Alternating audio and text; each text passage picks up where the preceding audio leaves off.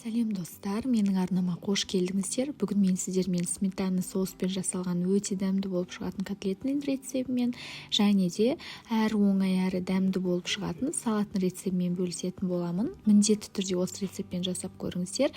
Өкінбейсіздер, дәмді әрі сочный болып шығады.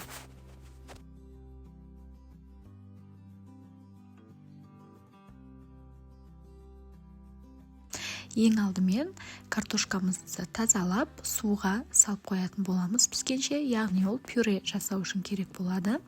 Ингредиенттің көлемін описание бөліміне жазып өтетін боламын. Кейіннен пиязымызды турап алатын боламыз. Міндетті түрде майдалап тураңыздар.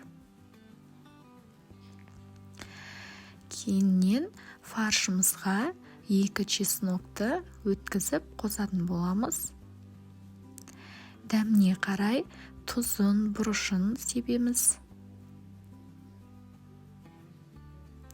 Жұмыртқа саламыз және манка салатын боламыз.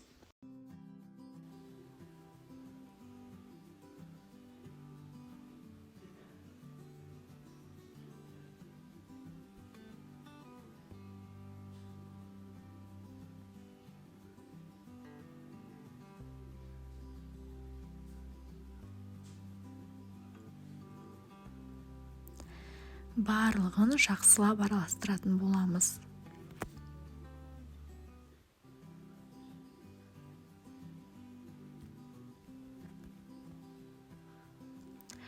Сковородкамызды қыздырып алып, майымызды құйып, майымыз қызғаннан кейін пиязды әбден жұмсарып, сарғыш түс болғанға дейін қуыратын боламыз. Біз пияз дайын болғанша соусымыз дайындап алатын боламыз. Ол үшін ұнға су құйып, әбден араластырамыз. Түйіршіктер қалып қалмауы керек.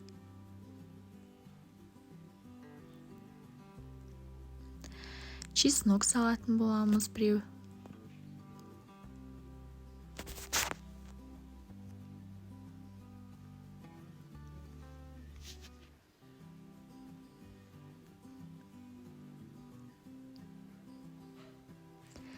Араластырып алып, сметана саламыз.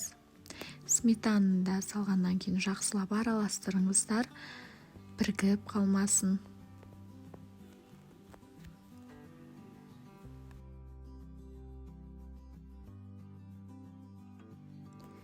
Және су құйып, тағы да араластырамыз. Бір келкі сұйықтық болу керек. Түйіршіктер қалып қалмасын.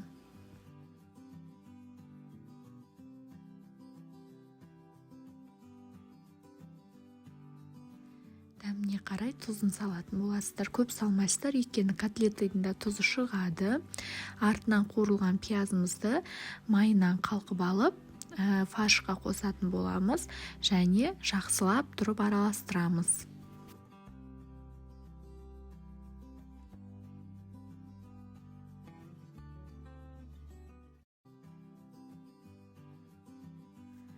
Котлетімізді ұнға ұнатып отыру арқылы форма жасайтын боламыз.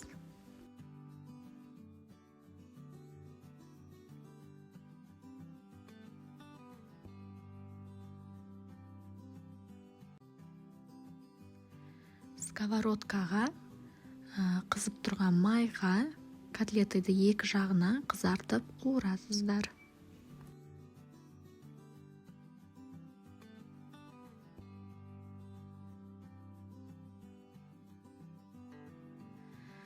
Қуырылып біткеннен кейін майды төгіп тастайсыздар, жартысын кішкене ғана май қалу керек сковородканың түбінде. Солай біздің соусымызды бетіне құйып, бір бұрқ етіп қайнағаннан кейін астын басып қоясыздар. Солай котлет піскенге дейін 30 минуттай тұрады. Пюреміз піскеннен кейін езіп алып, сүт құйып, тұз салып, пюре жасайтын боласыздар.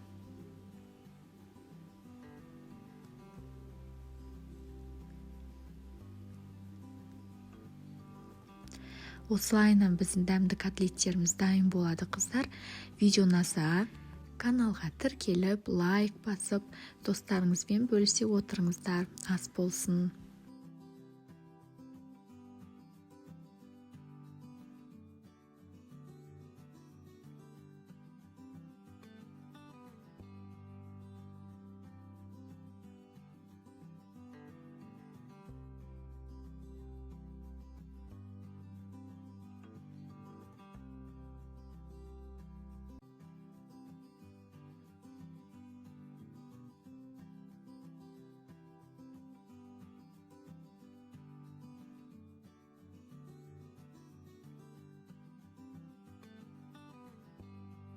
Енді салатымызды жасап алатын боламыз. Ол үшін пекинский капуста қажет болады. Осылайынан соломка қылып турайсыздар.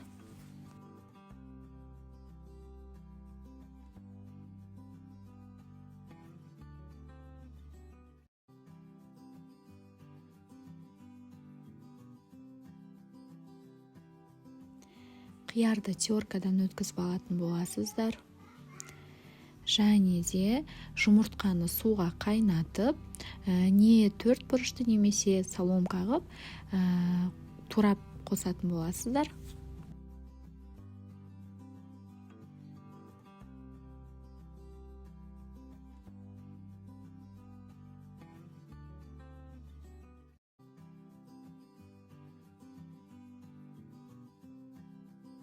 Дәміне қарай тұзын, қара бұрыш, яғни тұзды салып, майонез салып, майонез көп салмайсыздар, көз мөлшермен салып араластыратын боласыздар.